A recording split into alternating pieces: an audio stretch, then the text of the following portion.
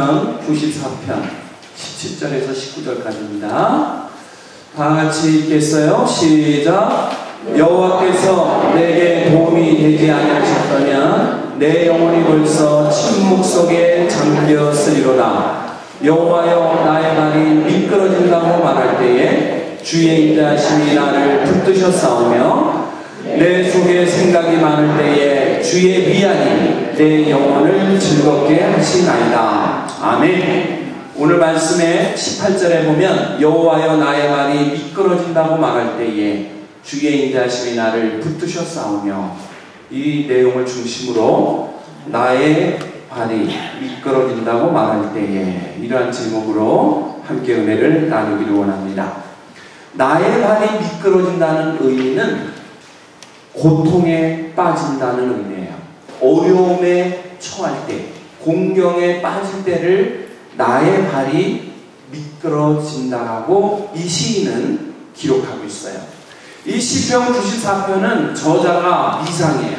누가 썼는지 몰라요. 근데 그 내용은 고통 중에도 나를 안보하시고 나를 건져내시고 나의 힘이 되시는 주님께 감사하고 찬양하는 시를 썼다는 것입니다. 우리가 잘 알고 있는 철학자 중에 덴마크의 키에르케고르라는 분이 있습니다. 이분은 이러한 말을 하고 있어요. 내가 고통한다. 그러므로 나는 존재한다. I suffer, therefore I am. 사람이 고통하기 때문에 존재한다는 것입니다. 사람이 생명을 갖고 있고 살아가는 한 근심 걱정이 없다면 그거는 사람이 살아있는 게 아니라는 거예요. 사람이 살아있다면 누구에게나 고통은 있기 마련, 근심이나 걱정이 있기 마련이라고 분명히 말을 하고 있습니다. 우리가 잘 알고 있는 미국의 벤자민 월필드라고 하는 분은 이런 말을 했어요. 인간이 고통을 받는 이유를 4가지를 말하고 있어요. 우리는 살아가면서 작은 것에서 큰 것까지 다양한 고통, 근심, 걱정에 빠질 때가 있습니다. 그런데 이 신학자는 4가지의 경우를 통해서 고통을 맞이한다고 이야기를 합니다. 그 첫째는 개인의 죄 때문에 고통이 찾아온다는 것이죠. 다시 말해서 술, 담배를 너무 많이 하다가 병이 걸렸어. 그거는 남의 잘못이 아니죠. 내가 잘못해서 오는 고통, 개인의 죄 때문에 오는 고통. 그런가 하면 집단적인 죄악 때문에 오는 고통이에요.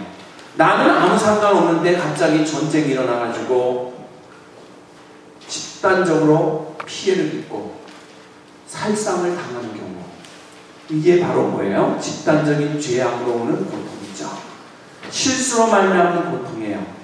내가 교통신호를 위반하고 건너가다가 차에 부딪혀서 그만 사고를 당했어요. 이거는 내가 실수해서 얻어지는 고통. 불강력적인 고통이 또 있다고 했어요. 재해와 재난, 천재지변. 이거는 나와 상관없죠. 내가 막을 수도 없죠. 불강력적으로 찾아오는 고난 때문에 엮어지는 그 고통이 있다라고 이렇게 말씀을 하고 있어요. 그래서 우리 사람이 생명이 있다고 하는 것은 고통을 동반하고 있는 것입니다. 이 땅에 사는 사람이 걱정, 근심이 없는 분은 하나도 없어요. 작은 거에부터 큰 것까지 다 있습니다. 대통령이 갖고 있는 고민거리가 있을 거예요. 은하하고 태어난 어린아이는 아무 걱정 없을 것 같지만 그 어린아이는 어린아이대로 걱정이 있는 거예요. 누구에게나 고통은 따르기 마련이죠. 그래서 성경은 이야기해요. 고통에는 뜻이 있다고 해요. 자, 이 앞에 있는 내용을 같이 한번 읽어볼까요? 시작. 고통에는 뜻이 있다. 그러나 하나님께서는 어떤 종류의 고통이든지 우리로 하여금 그 고통의 깊은 뜻과 의미를 깨닫게 하시고 합력하여 선을 이루게 하신다는 것이 성경이 가르치는 교훈입니다. 우리가 살아갈 때 고통은 다 있어요. 근데 그 고통에는 뜻이 있고 하나님께서는 고통을 통해서 선을 이루도록 도우신다고 이야기합니다. 아일랜드의 유명한 신학자 C.S. 루이스는 그래서 이러한 이야기를 하고 있습니다. 같이 읽겠습니다. 시작. 하나님께서는 우리가 평안하고 즐거울 때는 우리에게 귓속말로 말씀하시고 열심히 일할 때는 보통말로 말씀하시고 고통과 시련 중에서는 고함을 질러서 말씀을 깨닫게 하신다. 우리의 삶이 힘들고 어려울 때 하나님은 우리를 도우려고 해요. 작은 고통에는 귓속말로 위로하면서 우리를 인도하시려고 해요. 그러나 조금 더 중차대한 어려움을 겪을 때는 보통말로 우리를 이끌어 가신대요. 근데 너무나 힘들고 어려운 시련 때는 하나님께서 고함을 질러서라도 우리를 건져내시고 붙잡으신다는 거예요. 자녀를 키울 때 그런 경험이 있어요. 이제 아장아장 걸음만 하는 아이가 걷다가 꽈당 넘어질 때도 있죠. 어떤 때는 도저히 그 어린아이로는 넘어갈 수 없는 턱이 높은 곳을 가려고 하는 거예요. 부모님이 바라보고 있다가 처음에 한 걸음 두 걸음 뛸 때는 박수를 치고 이제 우리 아이가 돌이 가까우더니 이제 막 걷기 시작한다고 막 좋아하고 즐거워하는데 이 아이가요 꽉 넘어지는 순간 어떻게 돼요? 소리를 질러요. 그리고 뛰어가서 그 아이를 번쩍 끌어안죠. 또 이 아이가 밖에 나가서 이제 걷기 시작하다가 강아지가 멍멍대는데 못 모르고 갑니다. 잘못하면 물릴 수 있어요. 부모님은 고함을 질러요. 아야 가지마! 그래도 모르고 가. 이 아이는 그 순간에 이 부모님은 어떡하죠? 몸을 던져서 그 아이를 감싸요. 내가 비록 강아지한테 물리더라도 이 아이를 감싸는 그 부모님의 사랑, 보호의 본능이 바로 하나님이 우리를 향하신 사랑과 보호의 본능이라고 말씀을 하고 있습니다.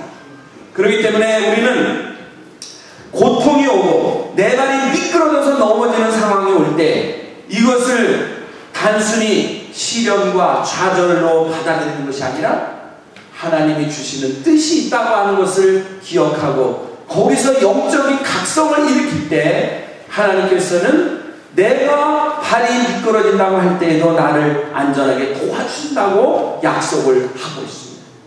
우리 실바 아카데미 어르신들 지금 어떠한 문제로 어려움을 겪고 있습니까? 질병으로 어려움을 겪나요? 아니면 자식이 속을 새기나요? 또 어떠한 자녀는 결혼했는데 행복하지 못해요. 늘 헤어지겠다고 싸워요. 그리고 시집간 딸이 맨날 집으로 쳐들어와요.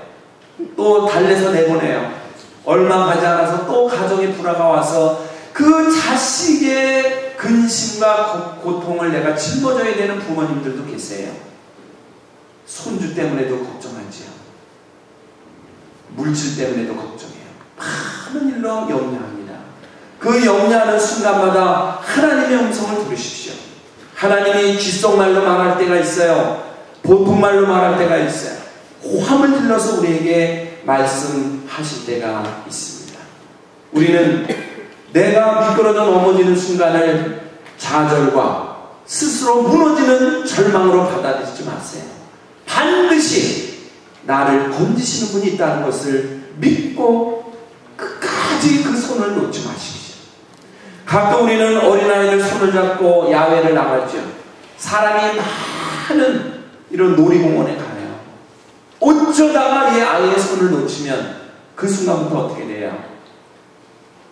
아이는 부모를 찾고 부모는 아이를 찾기 시작해요. 중요한 거는 부모는 절대로 손을 놓치지 않아요. 이 아이가 손을 놓을지언정 부모는 손을 놓치지 않는다는 것이에요. 하나님께서는 우리를 절대로 포기하지 않습니다. 오늘 본문 시편 94편은 이 세상에 너무 많은 모습 때문에 부르짖는 의인의 고통과 기도가 기록되어 있는 것을 볼 수가 있습니다. 우리의 삶 속에 어떠한 일들이 찾아오죠? 어떤 분은 사기를 당합니다. 기껏 2만 불 가지고 미국에 이민 와가지고 그거 하나 내가 마지막 의지하는 물질이에요. 그 2만 불을 다 간직하고 있는데 그거를 알고 아들의 친구가 찾아와서 사업을 시작했는데 죄송하지만 좀 돈을 빌려주실 수 있습니까? 아들까지 와가지고 간청을 해요. 아들까지. 저 친구 믿을 만한 친구인데 급전이 필요한데 어머니가 가지고 있는 돈을 좀 빌려주시죠. 아들이 와가지고 친구한테 빌려주라고 또 간청을 하니까 자기의 전부라고 믿었던 2만 불을 종이 한 장 물론 받았어요. 차용증을 받고 줬어요. 받아가고 끝이야. 갚을 생각 안 합니다. 가끔 나타나요. 언제 갚아요? 대답이 없어요. 형편이 되면 갚죠. 조금씩이라도 나눠서 갚아요. 지금 너무 어려워요. 조금 형편이 되면 조금씩이라도 갚아나가겠습니다. 그리고 세월은 1년, 2년, 3년 지나갔죠. 이제 참다 역정을 냅니다. 여기 차용증이 있는데 안 갚으면 어떻게 되는 거냐고. 맘대로 하세요. 그리고는 어깨 힘주고 할게 치고 돌아다니는 거예요. 한마디로 사기당했어. 그런가 하면 한국에서 많은 재산을 가져와가지고 사업에 투자했는데 10년이 못 가서 100만 불 홀라당 날리고 사업에 망하는 분들이 많이 있죠. 사업에 실패. 건강을 자신했던 분이 어느 날 덜커덕 쓰러져서 병원 신세를 지면서 질병으로 고통받는 분. 결혼을 했는데 화목이 없어요. 이혼은 못하겠고 등 돌리고 사는 지옥과 같은 인생을 사는 결혼에 실패한 분들이 많아요. 세상을 바라볼 때 늘 신문기사에 나오는 게 뭐예요? 고위직에 있는 사람들의 부정부패, 도덕적인 타락이 계속 나와요. 이런 것을 볼 때마다 우리 마음에 큰 고통이 따라와요. 그리고 기도하게 됐죠. 이렇게 시편 94편은 어려움과 또한 모순 속에 있는 현실을 보면서 가깝게 부르짖는 기도의 소리가 기록되어 있어요. 그 기도의 소리를 우리 하나님은 외면하지 않으시고 반드시 건져주신다고 약속하는 것이 바로 오늘 본문 말씀 중의 내용이에요. 우리 18절 같이 읽어봐요. 시작. 여호와여 나의 발이 미끄러진다고 말할 때에 주의 인자심이 나를 붙드셨사오며. 내가 미끄러질 때 주님은 나를 버리지 않고 붙드셨다고 말씀을 하고 있습니다. 그렇습니다. 하나님께서는 우리의 근심, 우리의 걱정, 우리의 질병 가운데도 함께 하세요. 내가 성공하고 승승장구하고 축복받는 삶을 누릴 때도 함께 하지만 어려움과 걱정과 근심에 빠질 때도 함께 하시는 분이 하나님이신 줄로 믿습니다. 네, 우리 어르신들 얼굴은 천사 같은데 마음에는 걱정거리가 한 가지씩은 있어요. 제가 이 며칠 전에 목사님들 7, 8분 부부 동반으로 모여가지고 대화하는 시간이 있었어요. 거기에는 큰 교회를 목회하는 목사님도 계시고 또 목회지가 없어가지고 목회를 못하고 있는 분도 계시고 부인 되는 분이 뭐 간호사 이런 일을 하다 보니까 돈을 생활하는데 어려움 없이 버니까 아무것도 안 하지만 그냥 그렇게 사는 분도 계세요. 목사님들 중에.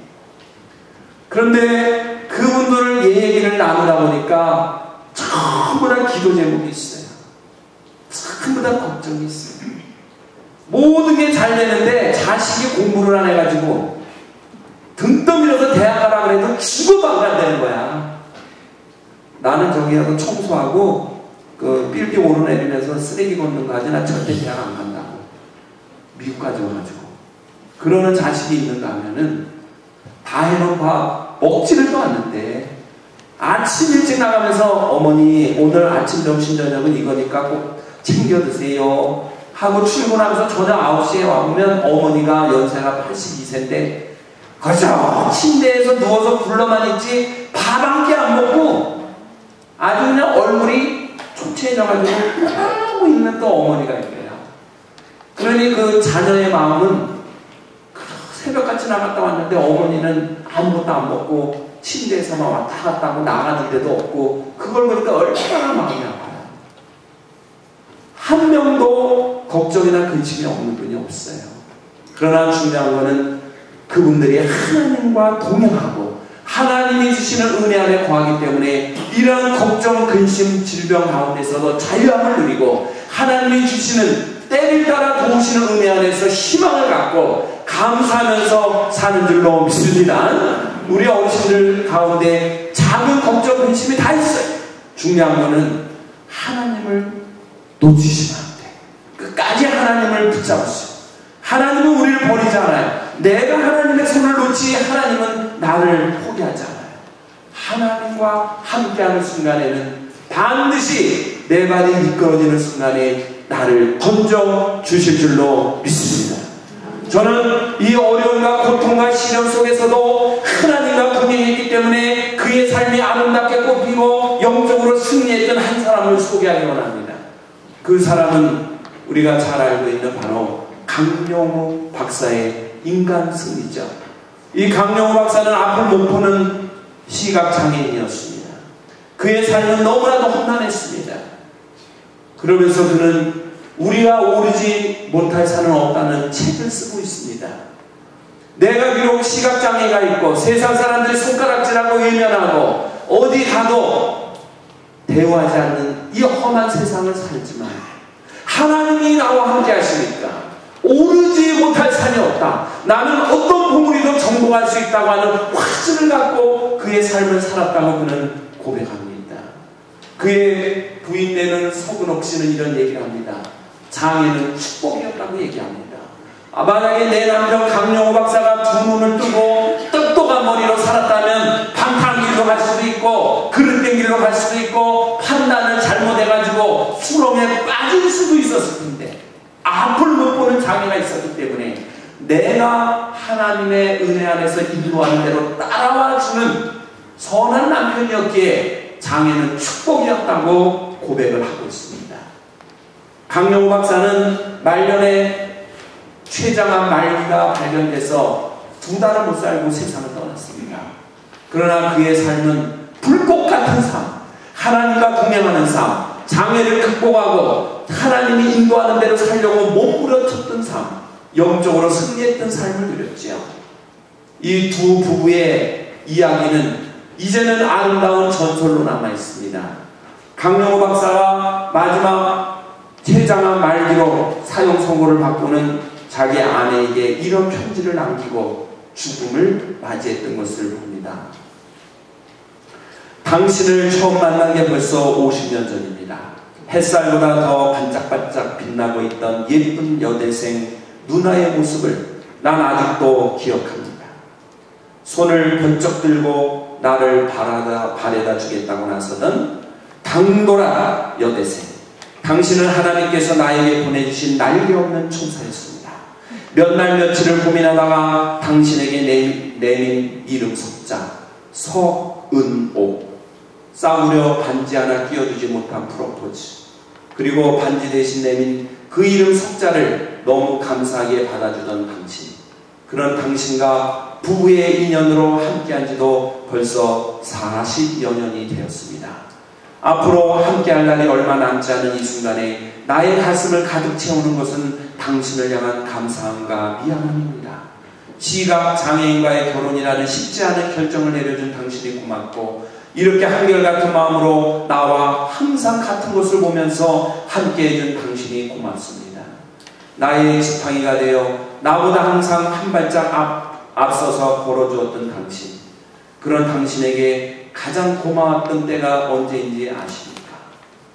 바로 하나님이 내 마음을 다스리고 나와 동행함을 믿고 나만 따라오라고 고백했던 당신의 그 사랑의 음성을 잊지 못합니다. 우리 첫째 아들 진영이가 태어나고 얼마 안 되었을 때였습니다. 한국 시각장애인 최초로 박사가 되어 금이 환영을 할 날만 기다리고 있을 때 고국에서 아무도 나를 오라고 하지 않았습니다. 그때 당신은 내가 행상일에 대해서 가정생활을 이끌어갈 테니 당신은 미국에서 꿋꿋이 공부하면서 일자리를 찾아보세요.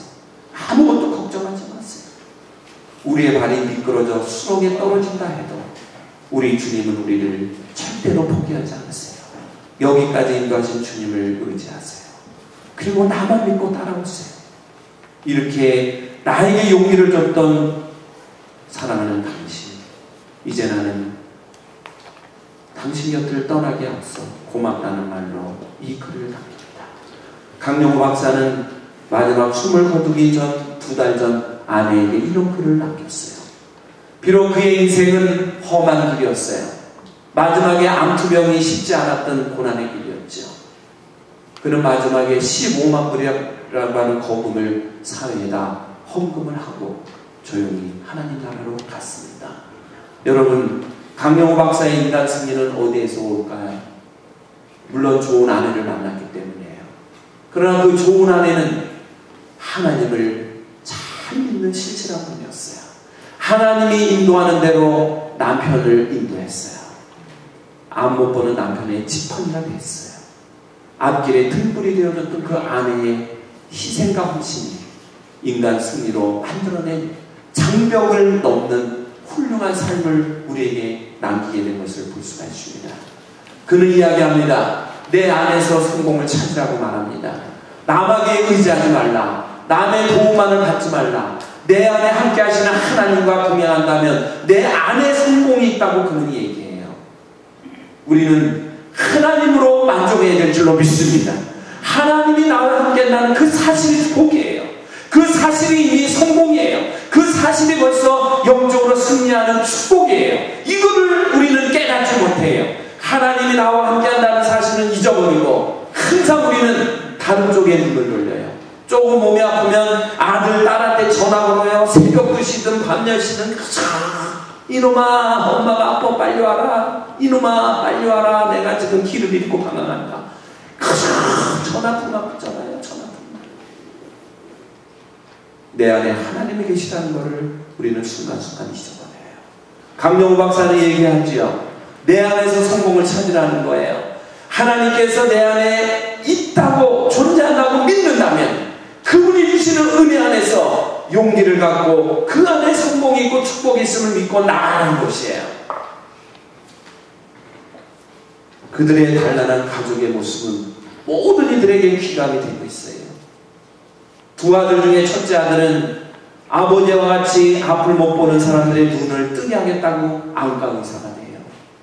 둘째 아들은 아버지같이 장애를 겪는 사람들이 어려움을 당할 때 변호하겠다고 변호사가 돼요. 두 아들 중에 하나는 의사가, 하나는 변호사가 돼요.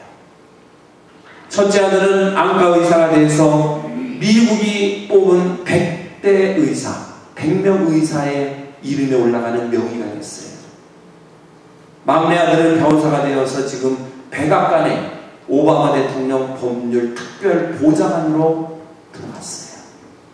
백악관에서 일해요. 훌륭한 아들, 훌륭한 며느리. 하나님이 함께 하신 그 가정은 항상 작은 천국이었다고 고백하죠. 그 첫째 아들은 자기가 대학교 들어갈 때 에세이를 썼는데 이런 글을 썼어요. 내 어릴 적 우리 아버지는 앞을 못 봐서 공놀이도 못하고 야구공을 던지면 받아주지 못하는 아버지가 원망스러웠다. 그러나 아버지는 밤마다 내가 잠자리에 들을 때 불을 끄고 나에게 꿈속에서 날개를 달고 날아가는 소망을 심어줬다.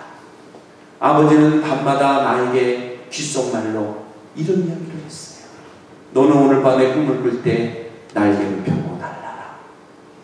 낮은 곳을 보지 말고 높은 곳을 향해 날아라. 끊임없이 날아갈 때 작은 먼지와 쓰레기는 눈에 보이지 않을 거야. 너는 모든 보물이들을 내려다보면서 세상을 다스리는 하나님의 능력과 은총을 느끼게 될 거야. 너는 높이 날고 멀리 보고 꿈을 갖고 살아야 돼. 하나님이 너에게 이상과 꿈을 주니 하나님과 동행해야 돼. 항상 잠자리에 들 때마다 나에게 용기와 꿈과 이상을 준 우리 아버지를 사랑합니다. 그 아버지를 나는 최고로 존경합니다. 가장 훌륭한 분은 우리 아버지입니다. 이런 에세이를 썼습니다. 그 에세이를 읽은 대학교 입학 사정관이 너무 감동을 받고 총장한테 얘기했어요. 총장이 그 이야기를 보고 깜짝 놀랐어요. 그래서 그 총장이 전화를 걸어요. 혹시 거기가 강영호 박사님입니까? 당신 아들이 이런 에세이를 썼는데 너무 감동을 줘서 고마워서 전화 걸었어요. 당신 아들은 합격입니다. 여러분, 그렇습니다. 하나님을 의지하고 하나님이 동행하심을 믿고 내 안에 성령님의 역사하심을 믿고 나는 자는 어떠한 장애와 어려움과 고통이 있을지라도 그 뒤에서 나를 도우시는 하나님의 손길을 기억할 줄로 믿습니다. 바로 이 강영우 박사는 어려운 역경을 딛고 승리하는 영광스러운 모습으로 우리에게 전설로 남았어요. 최근에 통계를 보니까 세계에서 제일 잘 산다고 하는 미국의 수면제 종류가 200종류가 나와 있대요. 이 200여 종이 넘는 수면제가 1년 동안 얼마나 팔리느냐? 80만 파운드가 팔리고 있대요. 이거를 돈으로 계산했더니 25억 불이래요. 그러니까 수면제가 팔리는 돈이 25억 불어치가 1년에 평균 팔리고 있대요. 이거는 단적으로 뭐를 의미하는가? 왜 인간적인 입장에서 볼 때 가장 잘 살다는, 가장 부유하고 행복하게 산다는 미국인들에게 그렇게 잠을 못 이루는 마음이 많을까요? 여기에 문제가 있는 거죠. 가장 잘 사는 나라, 지금도 미국 못 와가지고 난리가 난 사람이 한둘이 아니에요. 미국을 못 들어오기 때문에 딴 나라로 가는 거예요. 캐나다로 가고 영국으로 가고 또 동남아에 있는 사람들 한국으로 많이 들어오는데 미국으로 올 수가 없으니까 배를 타든 비행기를 타든 와야 되는데 합법적으로 못 오니까 조금이라도 좋은 나라로 간다고 다 몰려가는 거예요. 미국이 어쨌든 경제가 어렵고 여러 가지 지금 어려움 속에 놓여 있지만 제일 잘 사는 나라, 모두가 부러워하는 나라가 미국이에요. 근데 미국에 사는 사람들은 정작 잠을 못 이루는 마음을 보낸다는 것이죠. 그 이유는 뭐죠? 그 이유는 그만큼 고통이 분번하고 있다는 거죠. 그런가 하면은 잠을 이루지 못할 만큼 생각이 많다는 거예요. 우리 어르신들 잠 뒤척이는 건 딱 두 가지야. 첫째는 뭐예요? 근심이나 고통이 있을 때 잠 못 자. 두 번째는 뭐예요? 생각이 많을 때. 뭐 이렇게 생각이 많아요? 얘기 들어보면 내가 신발장에 넣고 왔는데 이거 뒤집어 놓은 거 아니야? 가서 다시 똑바로 놔야 돼. 아유, 김치통을 냉장고에 넣었는데 이거 뚜껑을 잘 못 잠근 것 같은데 확인해 봐야 돼. 아이고, 밖에 나왔는데 내가 가스레인지를 얹어놓은 것 같은데 이걸 껐나 안 껐나 모르겠는데 또 가서 확인해 봐야 돼. 문은 잠궜는데 가서 확인하고 나왔는데 또 잠궜는지 안 잠궜는지 모른다고 또 확인해. 한 번 외출하려면 7번을 가서 문을 땡겨봐야 돼. 이게 잠겼어 안 잠겼어 잠겼어. 여기 왔다가 아이고 또 문 열어놨네. 또 가서 물어. 잠궜거든요. 또 나와. 또 와. 왜요? 문 열어놓은 것 같아. 하여튼 왜 생각이 그렇게 많은지, 그렇게 생각이 많고 온갖 거를 다 마음에 품으니까 잠을 못 잤죠. 중요한 거는 뭐예요? 가장 잘 사는 미국인들이 가장 많은 수면제를 복용하고 가장 잠을 못 자겠다는 거죠. 이거는 뭘 의미해요? 잘 먹고 잘 산다고 행복한 게 아니라는 것을 단적으로 말씀을 하고 있습니다. 우리는 어려움과 고난과 시련의 문턱에서 때때로 스스로 포기하려고 많이 하죠. 근데 우리 주님은 나를 절대로 포기하지 않는다고 말씀해요. 파스칼은 이런 말을 하고 있네요. 같이 읽어봐요. 시작. 인간은 자연계에서 가장 나약하다고 볼 수 있는 갈대이다. 인간의 모든 존엄성은 생각하는 데 있다. 생각하는 데 있다. 사람이 살아있다는 것은 고통이 동반하고 많은 생각을 하는 거예요. 그래서 오늘 본문 내용 중에 여러분 19절을 한번 보겠어요. 같이 읽어요. 시작. 내 속에 생각이 많을 때에 주의 위안이 내 영혼을 즐겁게 하시나이다. 내 속에 생각이 많을 때에 주님의 손길이, 주님의 위안이 내 영혼을 즐겁게 하신다고 고백해요.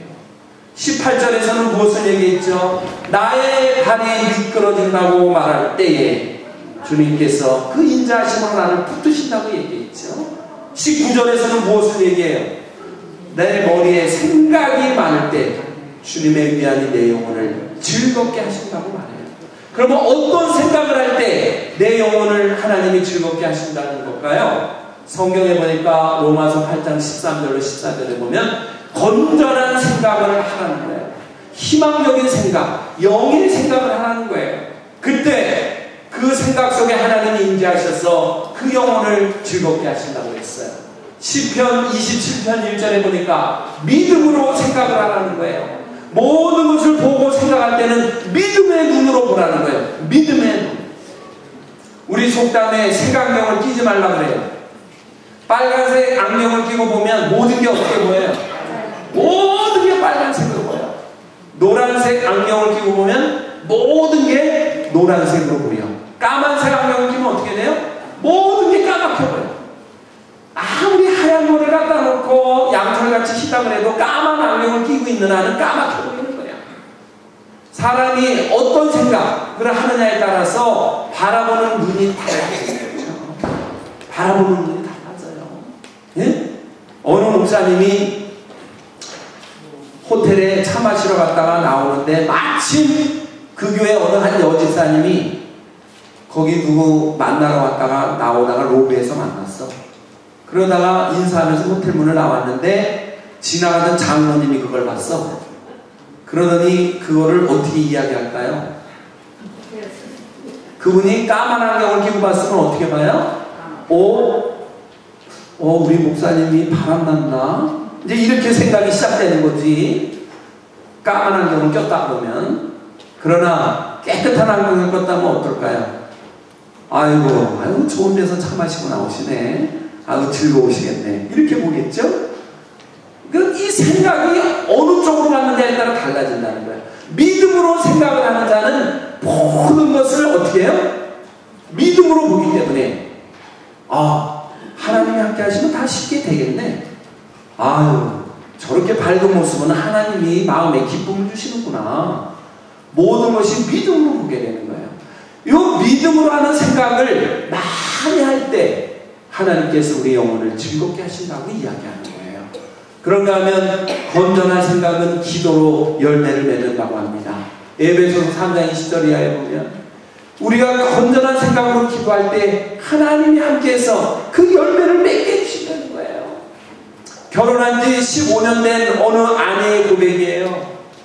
내 남편이 교회 다닌다고 해서 결혼했는데 신혼여행 갔다 오자마자 교회를 안 간대. 아니 결혼하면은 교회 다닌다고 약속을 해서 결혼했는데 왜 교회 안 가? 그랬더니 결혼하려고 그랬지. 결혼하려고 교회 다니고 그랬지. 그러니까 교회를 다니면서 결혼해야 정상인데 한 사람 교회 안 다니면 한 사람만 다니는데 결혼하면 교회 갈래기 오르고 결혼하는 게 이제 이게 함정이야, 함정. 그래가지고 결혼하고 15년 동안 남편을 교회로 인도하려고 하는데 교회는 죽어도 안 간다니까 주일만 되면은 마음이 상해. 마음이 상해. 남편은 어디 가는지 없어져 벌써. 부인 혼자 교회를 가야 돼. 어느 날 이 부인이 착정합니다. 이 남편의 신발 2짝을 들고 교회 가요. 신발 2짝을 들고. 그래가지고 금요일날 저녁에 기도해야 하는데 안에 신발 2짝을 앞에 강대상 앞에 딱 갖다 놓고 목사님 기도해 주십시오. 이 신발짝을 신고 일로 오도록 기도해 주십시오. 신발짝을 갖다 놓고 기도하는 거예요. 주여, 이 집사님의 남편 김모모 씨를 이 신발을 신고 이 교회에 나올 수 있는 변화를 주세요. 계속 기도하는 거예요. 믿음으로 기도하는 거예요. 기도. 술집 가고 유흥가 가고 싸돌아 다니다가 막 안 들어올 때도 있고 맨날 술 취해가지고 그냥 헛소리 하면서 들어오고 이러는 남편을 위해서 바가지 긁고 싸운 게 아니고 기도한 거예요. 기도. 뭘 놓고? 신발 한 켠에 갖다 놓고. 그런데 기적이 일어났대요. 어느 날 수요일 아침이 됐는데 여보 오늘 수요일 저녁 예배 나 교회 가고 싶어 그러더래요. 갑자기 올해는 말도 안 했는데 그래가지고 봤더니 신발장에서 그 신발을 꺼내시더래요. 그래가지고 그 수요일부터 교회를 나오는데 오면서 또 이러더래. 나 내일 새벽 예배도 갈래? 이러더래는 거야 또. 그러더니 이분이 일편단심 그 신발 신고 새벽 예배로 주일 예배, 수요 예배 오는데 그죠? 신실한 믿음의 사람이 되고 나중에는 부인한테 왜 이렇게 늦어? 교회 가야 되는데 왜 꿈을 대? 적당히 찍어바려고 빨리 나와! 늦어. 이래가지고 화장도 못하게 하고 교회 데려간다고 맨날 채팅하는 이런 남편으로 바뀌었다는 거죠. 싸우거나 잔소리한 거 없는데 건전한 생각은 기도로 열매를 맺는다. 여러분 속상하다고 바가지 긁고 싫은 소리 해봤자 돌아오는 게 뭐예요? 곱빼기로 속상한 소리만 돌아와. 좋은 소리 못 들어. 그러나 기도하고 좋은 생각으로 저분도 가능성이 있어. 하나님이 함께하면 저분도 변화가 될 거야. 인내를 갖고 15년을 기도했더니 남편이 변화된 거예요. 그렇습니다. 내 속에 생각이 많은데 어떤 생각을 하느냐에 따라서 하나님이 그 영혼을 즐겁게 하시는지 더 걱정과 근심으로 빠지게 하는지가 결정되는데 건전한 생각, 믿음으로 하는 생각, 기도하면서 부르짖는 영적인 생각을 할 때 하나님은 그 영혼을 즐겁게 하실 줄로 믿습니다. 우리 어르신들은 어떠한 문제가 있을 때 기도하세요. 기도할 때 하나님은 그 영혼을 즐겁게 하세요. 찬양하세요. 그 찬양은 곡조 있는 기도로 하나님 앞에 상달이 되는 거예요. 하나님께서 우리가 쓰러질 때 붙잡아 주시고 근심 속에 잠 못 이룰 때는 위로자가 되어주시고 즐거움을 안겨주신다고 이야기합니다. 영국의 저명한 신학자요 사상가인 존 러스키는 이러한 말씀으로 깨달은 것을 기록했어요. 티끌의 윤리라는 책을 통해서 이 세 가지의 이론을 그는 고백을 하고 있어요. 모래와 흙과 불이 하나님의 장중에 붙잡히게 될 때 사파이어가 될 수 있다. 모래가 하나님의 손에 붙잡히게 될 때 오팔이 될 수 있다. 맨 흙이 하나님의 손에 붙잡히게 될 때 다이아몬드가 될 수 있다. 이거는 무슨 이야기죠?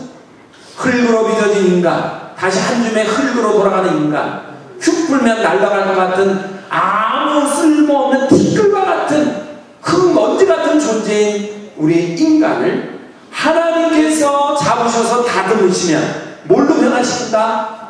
다이아몬드 같이 반짝이는 보석으로 변화시킨다는 얘기합니다. 그렇습니다. 우리는 보잘것없어요. 매일 나올 때 거울 쳐다보지만 뭐 달라진 거 있어요? 아니 어제 거울 보고 오늘 거울 봤는데 좀 뭐 달라졌나요? 어제는 웨이크업이었는데 오늘 쌍꺼풀 됐어요? 어제는 주름살 있었는데 오늘 보니까 주름살 없어졌나요? 달라진 거 없어요. 항상 그 모양이야. 점점 추해지는 게 우리의 모습. 더 좋아질 가능성이 별로 없는 거예요. 별 볼 일 없는 존재예요. 그런데 불구하고 하나님의 손에 붙잡힐 때 다이아몬드 같이 무엇과도 바꿀 수 없는 보석으로 변화시키는 능력이 하나님께 있는 줄로 믿습니다. 그 하나님이 우리와 함께 하신다는 거예요. 존 러스키는 일찍 이걸 깨닫는 거예요. 그래서 우리는 미물의 흙과 같은 존재지만 하나님이 함께함으로 여기까지 왔고 앞으로도 하나님과 동행하는 자는 하나님이 역사하심으로 더 놀라운 그릇으로 사용하신다고 고백을 하고 있습니다. 나의 말이 미끄러진다고 말할 때에 같이 읽어요. 시작. 우리가 우리 인생을 하나님께 맡길 때 하나님께서는 놀라운 창조의 능력으로 우리의 인생을 변화시키는 것입니다. 마지막 우리는 성경 구절 하나를 같이 읽기를 원합니다. 같이 읽어요. 시작. 나는 여호와여 모든 육체의 하나님이라 내게 능치 못할 일이 있겠느냐. 아멘. 나는 부족해요. 바람 불면 날아갈 존재, 아무데도 힘 못 쓰는 존재. 그러나 하나님께서 나와 함께할 때 능치 못할 일이 있겠느냐. 반문하시면서 에레미야 선지자를 통하여 우리에게 도전하시고 용기를 주시고 산 소망을 가지라고 말씀합니다. 우리 어르신들 이제 금년 상반기가 지나가고 하반기가 시작됐습니다. 무슨 꿈을 꾸시겠습니까? 강영호 박사 아들처럼 꿈을 꾸면서도 영적인 꿈을 꾸십시오. 날개를 달고 천성을 향해 날아가는 꿈, 세상을 품고 기도하는 꿈, 이 세상의 부정부패와 지도자들의 잘못된 모습을 보면서 저들이 변화되고 하나님 앞에 바로 설 수 있는 은혜의 꿈들을 꾸시면서 나의 발이 미끄러진다 말할 때 하나님은 인자하신 모습으로 나를 붙들어 주시고, 내 속에 생각이 많아 잠을 못 이룰 때도 하나님은 내 영혼을 즐겁게 하신다는 사실을 기억하시고, 주님이 나와 동행하실 때 나에게 힘과 소망이 있음을 믿고 우리의 남은 삶을 불꽃같이 태우면서 용기를 가지시고 희망을 가지시고 천성을 향해서 담대하게 살아가시는 우리 모든 어르신들 되기를 이 시간 주님의 이름으로 축원합니다. 간절히 축원합니다. 기도하겠습니다. 좋으신